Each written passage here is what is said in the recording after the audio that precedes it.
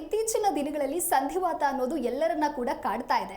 So ಈ ಸಂಧಿವಾತ ಅಂದ್ರೆ ಏನು, ಯಾವ ಕಾರಣಕ್ಕಾಗಿ ಈ ಸಂಧಿವಾತ ಸಮಸ್ಯೆ ಉಂಟಾಗುತ್ತೆ? ಸಂಧಿವಾತ ಅಥವಾ ಆರ್ಥ್ರೈಟಿಸ್ ಅಂತ.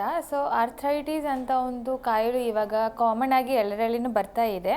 ಇರೆಸ್ಪೆಕ್ಟಿವ್ ಏನು ಹೇಳಿದರೆ ಏಜ್ ನೋಡಿದರೆ ಒಂದು 30+ ಇದ್ದಾಗ ಅವರಲ್ಲಿ ಎಲ್ಲ ಶುರುವಾಗ್ತಾ ಕಾಣಿಸ್ತಾ ಇದೆ ಇವಾಗ ಆರ್ಥ್ರೈಟಿಸ್ ಅಂತ ಕಾಯಿಲೆ. ಈ ಆರ್ಥ್ರೈಟಿಸ್ ಏನು ಅಂದರೆ ಇದು ಸಂಧಿವಾತ ಅಂತ ಹೆಸರಲ್ಲಿನೇ ಇದೆ. ನಮ್ಮ ಬಾಡಿಯಲ್ಲಿ ಇರುವ ಸಂಧಿಗಳಲ್ಲಿ ಅಂದರೆ ಜಾಯಿಂಟಲ್ಲಿ ಅಫೆಕ್ಟ್ ಆಗುವಂಥ ಒಂದು ಕಾಯಿಲೆಗೆ ನಾವು ಆರ್ಥ್ರೈಟಿಸ್ ಅಂತ ಹೇಳ್ತೀವಿ ಅಥವಾ ಸಂಧಿವಾತ ಅಂತ. ಸೊ ಇವಾಗ ಆರ್ಥ್ರೈಟಿಸಲ್ಲಿ ಬಂದರೆ ಯಾವ ಜಾಯಿಂಟಲ್ಲಿ ಎಲ್ಲ ಜಾಸ್ತಿ ಎಫೆಕ್ಟ್ ಆಗ್ತಾ ಇದೆ ಅಂತ ನೋಡಿದರೆ ಮಂಡಿ ನೋವು ಇವಾಗ ಸುಮಾರಾಗಿ ಎಲ್ಲರಲ್ಲಿ ಕಾಣಿಸ್ತಾ ಇದೆ. ಸೊ ಅದಕ್ಕೆ ಮಂಡಿಯಲ್ಲಿ ಕಾಮನ್ ಆಗಿ ಕಾಣುವಂಥ ಅಂತ. ಸೊ ಅದಕ್ಕೆ ನಾವು ಆರ್ಥ್ರೈಟಿಸಲ್ಲಿ 2 ಟೈಪ್ ಅಂತ ಬರುತ್ತೆ. ಅದು ಆಸ್ಟಿಯೋ ಆರ್ಥ್ರೈಟಿಸ್ ಆಮೇಲೆ ರುಮ್ಯಾಟೋಯ್ಡ್ ಆರ್ಥ್ರೈಟಿಸ್ ಅಂತ ಮೇಯ್ನ್ ಆಗಿ 2 ಟೈಪ್ ಇರುತ್ತೆ. ಇವಾಗ ಆಸ್ಟಿಯೋ ಆರ್ಥ್ರೈಟಿಸ್ ಅಂತ ಬಂದಾಗ ಅದು ಇವಾಗ ಒಂದು ಏಜ್ ಅಂತ ಒಂದು ಫ್ಯಾಕ್ಟರ್ನ ನಾವು ಕಾರಣವಾಗಿ ಮೇಯ್ನಾಗಿ ನಾವು ನೋಡ್ಬೋದು. ಯಾಕೆ ಅಂದರೆ ಒಂದು ಏಜ್ ನೋಡಿದರೆ ಒಂದು 45-50+ ಏಜ್ ಇದ್ದಾಗ ಅವರಲ್ಲಿ ಎಲ್ಲ ಸ್ವಲ್ಪ ಸುಮಾರಾಗಿ ಜಾಸ್ತಿ ಆಗಿ ಆಸ್ಟಿಯೋ ಆರ್ಥ್ರೈಟಿಸ್ ಕಾಯಿಲೆ ನಾವು ಕಾಣಿಸ್ತಾ ಬರುತ್ತೆ. ಆಮೇಲೆ ರುಮ್ಯಾಟೋಯ್ಡ್ ಆರ್ಥ್ರೈಟಿಸ್ ಬಂದರೆ ರುಮ್ಯಾಟೋಯ್ಡ್ ಆರ್ಥ್ರೈಟಿಸಲ್ಲಿ ಹೇಗಾಗುತ್ತೆ, ಅದೊಂದು ಆಟೋ ಇಮ್ಯೂನ್ ಡಿಸಾರ್ಡರ್ ಥರ ಇರುತ್ತೆ. ಹೇಗೆ ಆಗುತ್ತೆ ಅಂದರೆ ನಮ್ಮದು ಆನ್ ಸೆಲ್ಸ್ ಬರುತ್ತೆ, ಇಮ್ಯುನಿಟಿ ಸೆಲ್ಸ್ ನಮ್ಮದು ಜಾಯಿಂಟ್ ಕ್ಯಾಪ್ಸೂಲ್ಸಿನ ಎಫೆಕ್ಟ್ ಆಗ್ತಾ ನಮಗೆ ಬರೋ ಅಂಥ ಕಾಯಿಲೆಗೆ ನಾವು ರುಮ್ಯಾಟೋಯ್ಡ್ ಆರ್ಥ್ರೈಟಿಸ್ ಅಂತ ಹೇಳ್ತೀನಿ. ಸೊ ಇದೊಂದು 2 ಟೈಪ್ಸ್ ಮೇಯ್ನಾಗಿ ಆರ್ಥ್ರೈಟಿಸಲ್ಲಿ ಕಾಣಿಸ್ತಾ ಇದೆ. ಸೊ ಕಾಸಸ್ಸಿಗೆ ಬಂದರೆ ಏಜ್ ಅಂತ ನಾನು ಆಲ್ರೆಡಿ ಹೇಳಿದ್ದೀನಿ, ಏಜ್ ಅಂತ ಒಂದು ಫ್ಯಾಕ್ಟರ್ ಮೇಯ್ನಾಗಿರುತ್ತೆ. ಆಮೇಲೆ ಇನ್ನೊಂದು ಜೆಂಡರ್ ವೈಸ್ ನೋಡಿದರೆ ಫಿಮೇಲಲ್ಲಿ ಸ್ವಲ್ಪ ಜಾಸ್ತಿಯಾಗಿ ಈ ಒಂದು ಕಾಯಿಲೆನ ನಾವು ಕಂಡುಬರ್ಬೋದು. ಆಮೇಲೆ ಫ್ಯಾಮಿಲಿ ಹಿಸ್ಟ್ರಿ ಏನಾದರೂ ಇದ್ರೂ ನಮಗೆ ಈ ಕಾಯಿಲೆನ ಸ್ವಲ್ಪ ಕಾಣಲಿಕ್ಕೆ ಆಗುತ್ತೆ. ಅಂದರೆ ಫ್ಯಾಮಿಲಿ ಹಿಸ್ಟ್ರಿ ಅಂದರೆ ಇವಾಗ ಅಪ್ಪನಿಗಾಗಲಿ ಅಮ್ಮನಿಗಾಗಲಿ ಯಾರಿಗಾದರೂ ಈ ರೀತಿ ಕಾಯಿಲೆ ಇದೆ ಅಂದರೆ ಜೆನೆಟಿಕಲ್ ಫ್ಯಾಕ್ಟರ್ ಅಂತ ಒಂದು ಕಾರಣವಾಗಿ ನಾವು ಕಾಣ್ಬೋದು.